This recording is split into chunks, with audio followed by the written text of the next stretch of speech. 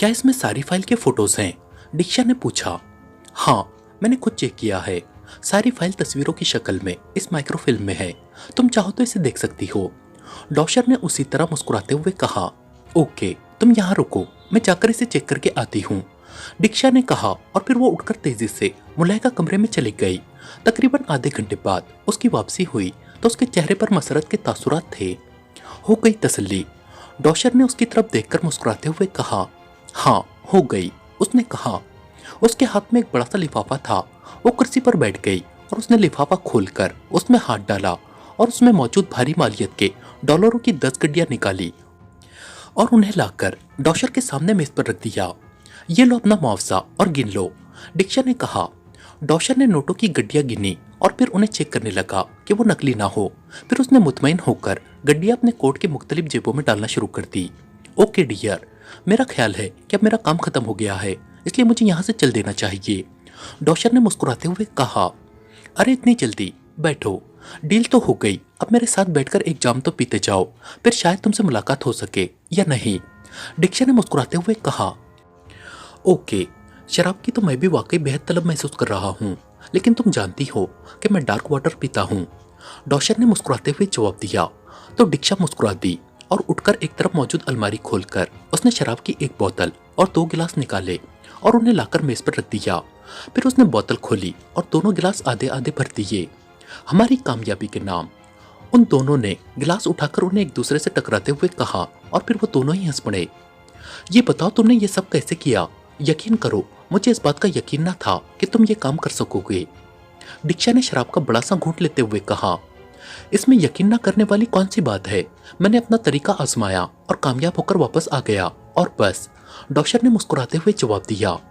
लेकिन बज़ाहिर तो ये नामुमकिन था और असल मसला यही था कि किसी को शक न पड़ सके और काम पूरा भी हो जाए, दीक्षा ने कहा। बेफिक्र रहो, ऐसा ही होगा, किसी को मामूली सा शक भी नहीं हुआ है, डॉशर ने जवाब दिया। ठीक है, मैं तुम्हारी बात पर यकीन कर लेती हूँ। तुमने मेरा काम तो कर दिया है, लेकिन जब तक बॉस तफसील ना सुन लेगा वो मुतमईन नहीं होगा, इसलिए तुम मुझे बताओ कि तुमने ये सब कैसे किया है ताकि मैं बॉस को मुतमईन कर सकूं, दीक्षा ने कहा। अच्छा, तो ये बात है, इसलिए तुमने मुझे शराब पिलाने के बहाने यहाँ रोका है। चलो कोई बात नहीं, और ये बात भी ठीक है, तुम्हारे बॉस को इतनी बड़ी रकम देने के बाद मुतमईन होने का वाकई हक हासिल है, डॉशर ने कहा। तो दीक्षा के चेहरे पर इत्मीनान के तासुरात उभर आए।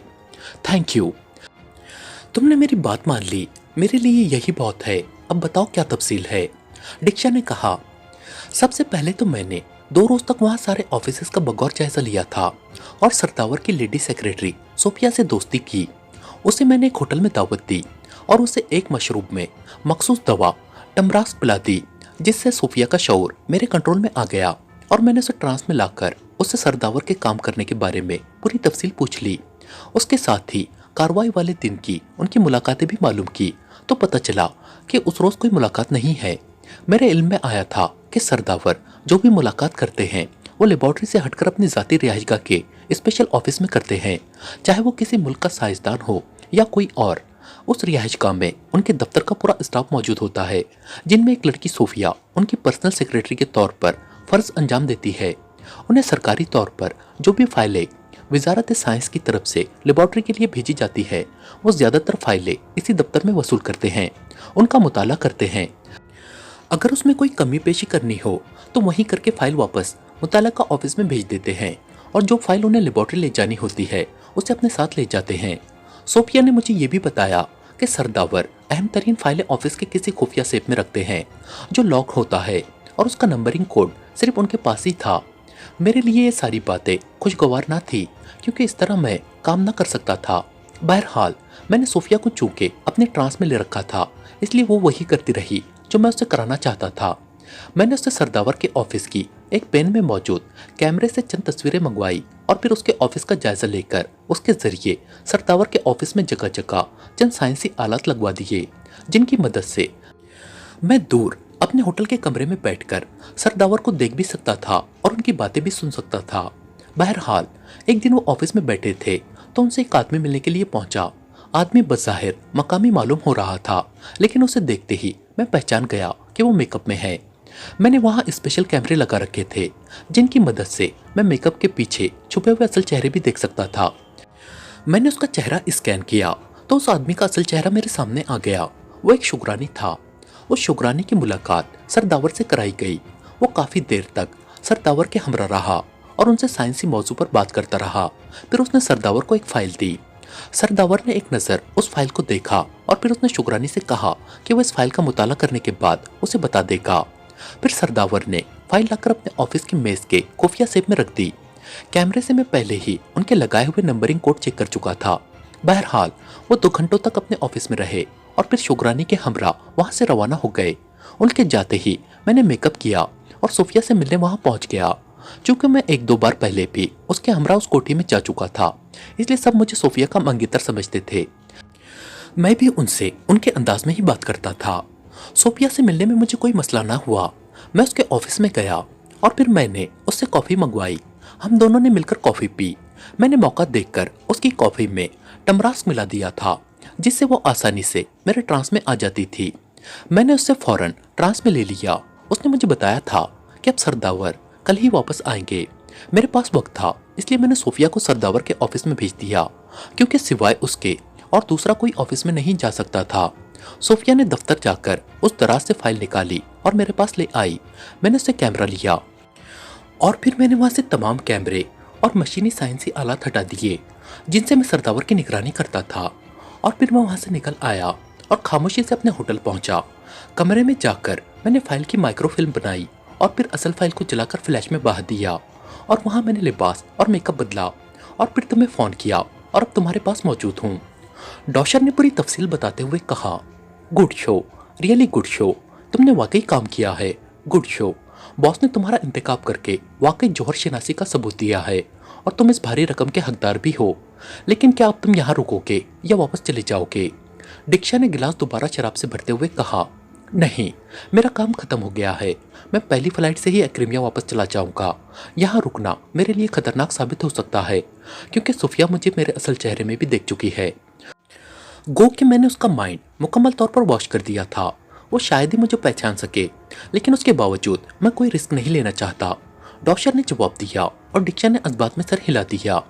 डॉशर ने शराब खत्म की और फिर उठ खड़ा हुआ। ओके दीक्षा, गुड बाय, डॉशर ने मुस्कुराते हुए कहा और दरवाजे की तरफ बढ़ गया। गुड बाय डियर डॉशर, दीक्षा ने उसके पीछे जाते हुए कहा और फिर उसने दरवाजा खोला तो डॉशर बाहर निकला और तेजी से राहदारी में आगे बढ़ता चला गया। दीक्षा ने दरवाजा बंद किया और वापस आकर उसने अलमारी से एक ट्रांसमीटर निकाला। ये फिक्स फ्रीक्वेंसी का ट्रांसमीटर था। उसने ट्रांसमीटर का बटन ऑन कर दिया। Hello hello, Diksha calling, hello hello, over. Diksha ने बार बार कॉल देते हुए कहा, yes chief attending you, over. चंद लम्हों बाद एक भारी सी आवाज सुनाई दी, चीफ, डॉशर कामयाब हो गया है। वो फाइल की माइक्रोफिल्म बनाकर दे गया है और अपनी रकम ले गया है, ओवर। दीक्षा ने कहा, oh good show, really good show, क्या तुमने उससे तफसील मालूम की है, ओवर। दूसरी तरफ से बोलने वाले के लहजे में मसरत की झलकियां मौजूद थी। यस बॉस, ओवर, दीक्षा ने कहा और फिर उसने डॉशर से होने वाली तमाम गुफ्तगू दोहरा दी। वेरी गुड, डॉशर वाकई इंतहाई ज़हीन और हरफन मौला है। सरदावर तो क्या किसी को कभी ये मालूम ना हो सकेगा कि फार्मूला कहाँ और कैसे गायब हो गया है। Good show, over. दूसरी तरफ से चीफ ने इंतहाई मसरत भरे लहजे में कहा, यस चीफ, अब मेरे लिए क्या हुक्म है? इस माइक्रोफिल्म को मुझे कहाँ पहुँचाना है, ओवर। दीक्षा ने कहा, तुम ये माइक्रोफिल्म को फौरन सिफारत खाने के 3rd सेक्रेटरी मार्क टेलर को पहुंचा दो। वो उसे सिफारती बैग में डालकर मुझे भिजवा देगा, ओवर। बॉस ने जवाब देते हुए कहा, यस बॉस, ओवर। दीक्षा ने कहा, ओवर एंड ऑल। दीक्षा ने कहा और उसके साथ ही राब्ता खत्म हुआ तो दीक्षा ने ट्रांसमीटर ऑफ किया और फिर उसे वापस अलमारी में रखकर वो उठी और ड्रेसिंग रूम में चली गई ताकि लिबास तब्दील करके वो सिफारत खाने जाए और काम मुकम्मल करके फिर इत्मीनान से वापस आए। थोड़ी ही देर में वो तैयार होकर बैरूनी दरवाजे की तरफ बढ़ी जा रही थी। उसने माइक्रोफिल्म वाली डिबिया अपने लेडीज जैकेट की जेब में डाल ली थी और उसके चेहरे पर गहरे इत्मीनान के तासुरात नुमाया दिखाई दे रहे थे। इमरान जैसे ही दानिश मंजिल के ऑपरेशन रूम में दाखिल हुआ, ब्लैक जीरो उसके एहतराम में उठकर खड़ा हो गया। इमरान साहब, आप, क्या बात है? आपके चेहरे पर उलझन के तासुरात दिखाई दे रहे हैं। खैरियत? ब्लैक जीरो ने सलाम व दुआ के बाद इमरान को देखकर इंतहाई हैरत भरे लहजे में कहा, हाँ, क्यों मेरी आमद तुम्हें बुरी लगी है? इमरान ने मुस्कुराते हुए कहा, जी नहीं, ऐसी बात नहीं है। आप काफी दिनों बाद आए हैं, इसलिए हैरत भी हो रही है और खुशी भी। ब्लैक जीरो ने मुस्कुराकर कहा, हैरत किस बात की और खुशी किस खुशी में? इमरान ने अपनी मखसूस कुर्सी पर बैठते हुए कहा, खुशी इस बात की कि आप आए हैं, और जाहिर है हैरत आपके चेहरे पर उलझन और परेशानी के तासुरात देखकर हो रही है। ब्लैक जीरो ने कहा, सरदावर की गलती की वजह से एक अहम फार्मूला चोरी हो गया है। इमरान ने संजीदगी से कहा तो ब्लैक जीरो चौंक पड़ा। चोरी? सरदावर की गलती की वजह से? क्या मतलब? मैं समझा नहीं। ब्लैक जीरो ने और ज्यादा हैरान होते हुए कहा तो इमरान ने उसे सारी तफसील बता दी। इंतहाई हैरत अंगेज अंदाज में वारदात की गई है। सरदावर के स्पेशल ऑफिस के दरवाजे और खुफिया सेफ के साथ जोर जबरदस्ती नहीं की गई है, और उसके बावजूद उनके ऑफिस को और खुफिया सेफ को खोलकर फाइल निकाल ली गई है। ये कैसे हो सकता है? ब्लैक जीरो ने हैरत भरे लहजे में कहा, यही तो मेरी समझ में नहीं आ रहा है कि यह सब हुआ कैसे है। लेकिन एक बात जरूर है, इमरान ने सोचते हुए कहा। कौन सी बात? ब्लैक जीरो ने कहा, यही कि इस वारदात में यकीनन अंदर का ही कोई आदमी मुलविस हो सकता है। इमरान ने उसी अंदाज में कहा, अंदर का आदमी? क्या मतलब? ब्लैक जीरो ने चौंक कर कहा, सरदावर के ऑफिस का स्टाफ, उसकी मदद के बगैर ये काम नहीं किया जा सकता है। किसी ने तो उस चोर की मदद की है।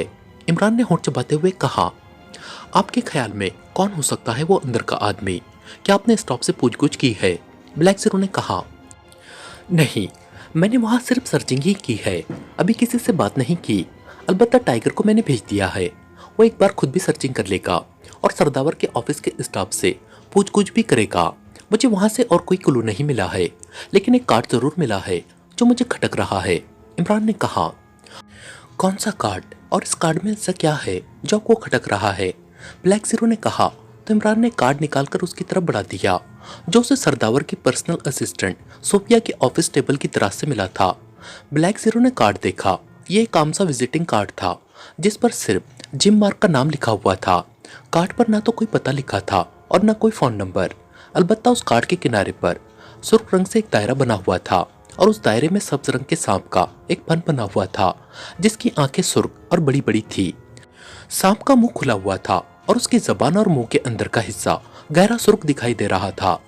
इस सांप के निशान को देखकर कुछ जहन में आया है। इमरान ने उसकी तरफ गौर से देखते हुए कहा, नहीं, मैंने तो पहले ऐसा कोई निशान नहीं देखा। ब्लैक जीरो ने कहा, अच्छा, कार्ड मुझे दो और कॉफी बना लाओ, मैं जहन दौड़ाता हूँ, शायद कुछ याद आ जाए। इमरान ने कहा तो ब्लैक जीरो ने अजबात में सर हिलाया और कार्ड इमरान को देकर किचन की तरफ बढ़ गया। थोड़ी देर में वो कॉफी के कप उठाए वापस आ गया।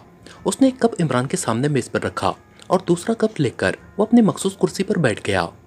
याद आया इस निशान के बारे में कुछ? ब्लैक जीरो ने कहा, नहीं, तुम मुझे वो सुर्ख जिल्द वाली डायरी देना।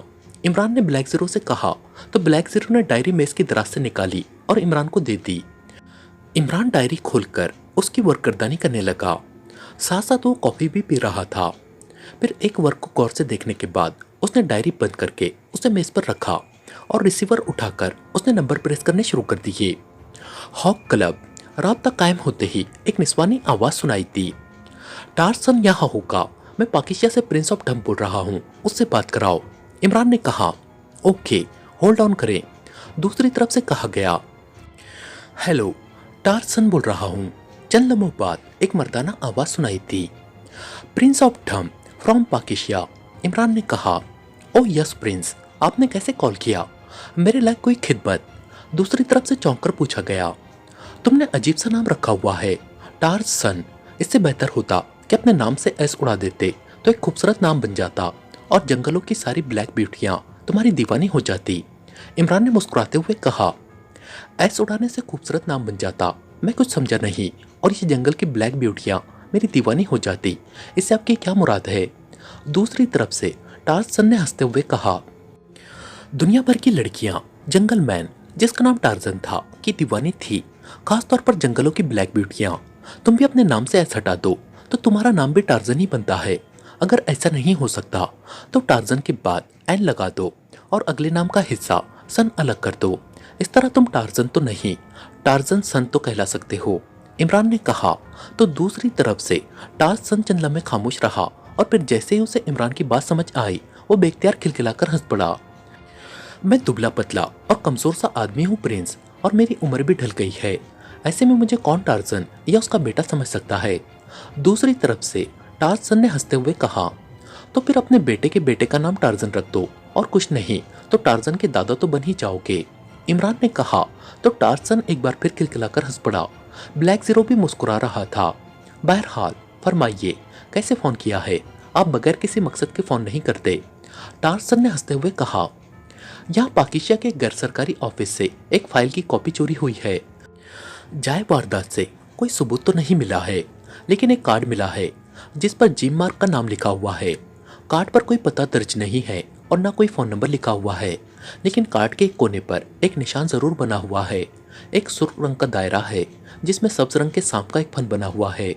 सांप की बड़ी बड़ी गोल आंखें हैं जो सुर्ख रंग की हैं, और उस सांप का मुंह खुला हुआ है और उसकी जुबान और मुंह के अंदर का हिस्सा गहरा सुर्ख दिखाई दे रहा है। इमरान ने कहा, वारदात किस अंदाज में हुई है, कोई तफसील बता दे। टार्जन ने कहा। तो इमरान ने उसे सारी तफसील बता दी। आप मुझे कार्ड का प्रिंट मेल कर दे और फिर 1 घंटे बाद दोबारा फोन करें।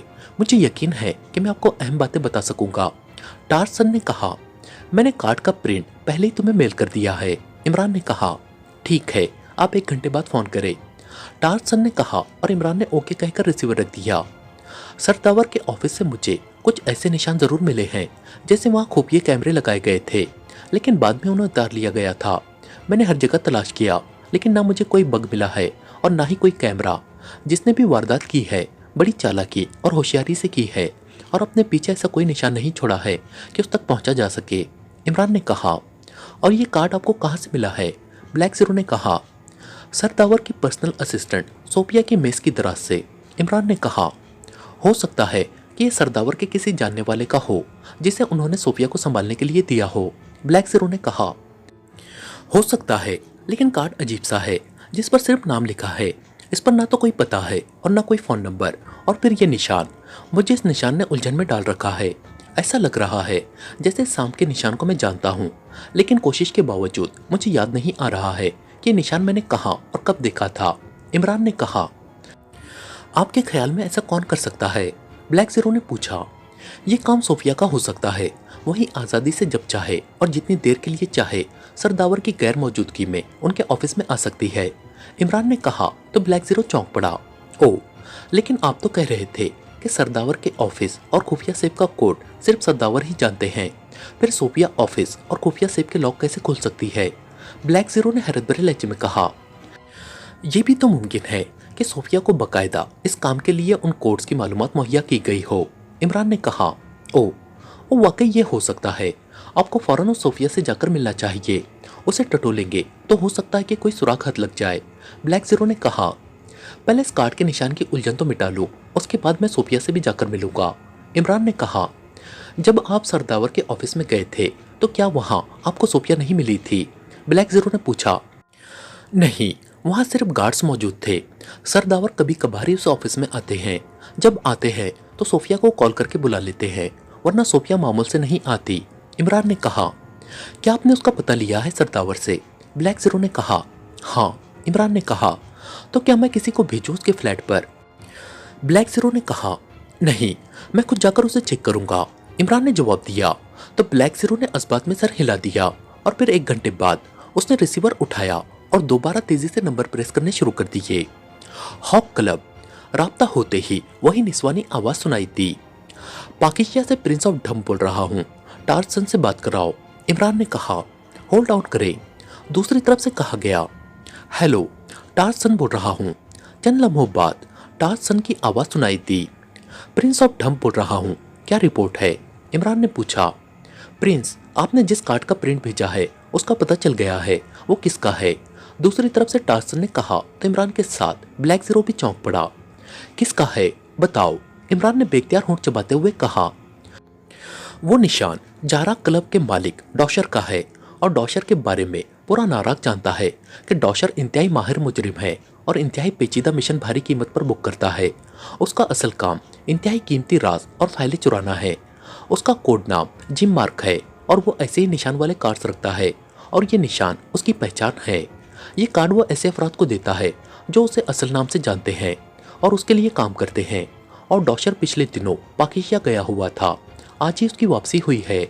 टार्सन ने तफसील बताते हुए कहा, ओ, तो क्या तुम मालूम कर सकते हो कि डॉशर की पाकिस्तान में बुकिंग किसने की है? इमरान ने पूछा। जी हाँ, मगर टार्सन जवाब देते देते रुक गया। तुम मुआवजे की फिक्र मत करो, तुम्हें मालूम है कि प्रिंस मुंह मांगे से भी ज्यादा मुआवजा देता है। इमरान ने उसकी हिचकिचाहट को समझते हुए कहा।